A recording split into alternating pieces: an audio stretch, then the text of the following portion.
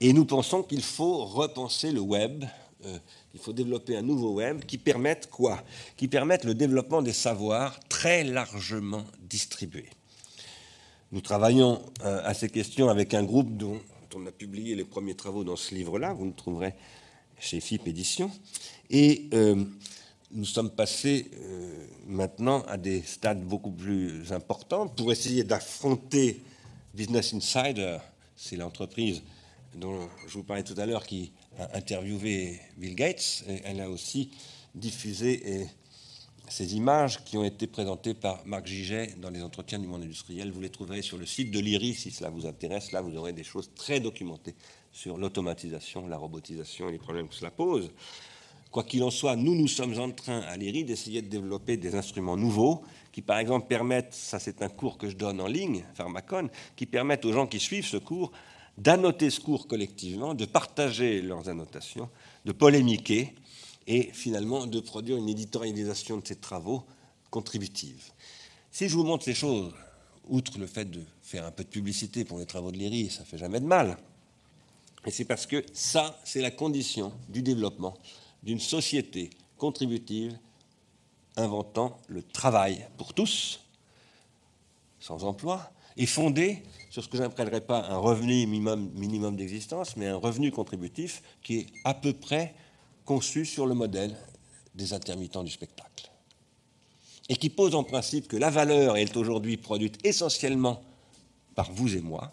C'est ce qu'on montrait en réalité Colin et Colin, Nicolas et, je ne me souviens plus du prénom de l'autre, Pierre Colin, qui sont deux inspecteurs des finances, qui ont fait un rapport au ministre des Finances et de l'Économie, M. Moscovici, rapport qui a montré que de plus en plus la valeur est produite par les consommateurs.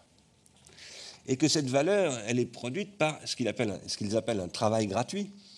Et que ce travail, de plus en plus, c'est du vrai travail. C'est-à-dire que les gens font beaucoup de choses. Par exemple, les gens qui contribuent sur Wikipédia, ils contribuent tout simplement pour le plaisir de faire des choses bien. C'est ça qu'on appelle le travail. Quand Picasso travaille, c'est pour faire quelque chose qu'il estime bien. Voilà. Quand aussi un jardinier travaille, c'est pas simplement pour manger ses petits pois, c'est pour faire quelque chose de bien avec du végétal, etc., etc. Les hommes et les femmes aiment faire des choses bien. Jusqu'à maintenant, ils ne pouvaient pas faire des choses bien. La plupart d'entre eux. Il y en avait qui faisaient des choses bien. On les appelait les aristocrates. Je parle des Grecs. Et ils disaient, oh, tout le monde ne peut pas être aristocrate. Il faut des esclaves. Ah oui, il fallait des esclaves pour qu'il y ait des aristocrates. Quand Aristote disait, si on travaille au sens d'un esclave, on ne peut pas penser, ça ne voulait pas dire, en fait, travailler, ça voulait dire être employé et ne pas pouvoir travailler parce qu'on est employé. Moi, je travaille tous les matins, j'essaye de ne pas sortir de chez moi avant 11h du matin parce que j'ai besoin de faire mon travail pour pouvoir ensuite bien travailler dans mes activités diverses et variées. Et c'est mon travail, je l'appelle mon travail, c'est pas rémunéré, ça n'a pas d'enjeu économique monétisable, mais en revanche, je pense que c'est ça qui produit, si je produis un peu de valeur dans la société, c'est là qu'elle se produit fondamentalement. Eh bien, je pense que tout le monde a le droit à cela. Je pense qu'il est tout à fait possible de transformer les budgets d'aide sociale et les budgets de lutte contre le chômage en budgets d'investissement social et de création de travail, d'un travail social non monétisé. On ne monétise pas la pollinisation par les abeilles, exploitant les robots intelligemment, et pour que ceux qui vont se servir intelligemment des robots puissent désautomatiser les robots et faire qu'ils n'arrivent plus ce qui est arrivé à Alan Greenspan, c'est-à-dire ne pas comprendre ce qui se passe dans les robots. Si vous voulez que les big data ne produisent pas ce qui s'est produit avec Alan Greenspan, il faut que la société tout entière se mette en fait à se noétiser avec ces robots, c'est-à-dire à être capable de se désautomatiser.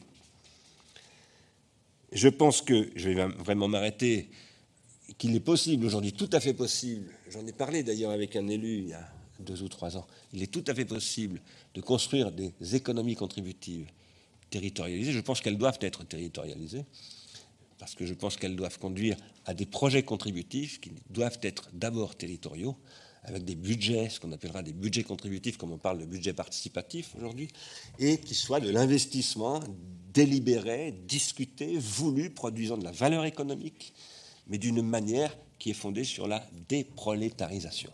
Car finalement, tout ce dont je vous ai parlé, c'est la croissance de la prolétarisation, Greenspan prolétarisé, le scientifique d'après Chris Anderson prolétarisé, François Hollande prolétarisé, etc., etc. Et maintenant, on peut entrer dans le moment de la déprolétarisation, c'est-à-dire la mise de ces technologies au service de la reconstruction de savoir. Il faut que je m'arrête, donc je vous remercie de votre attention.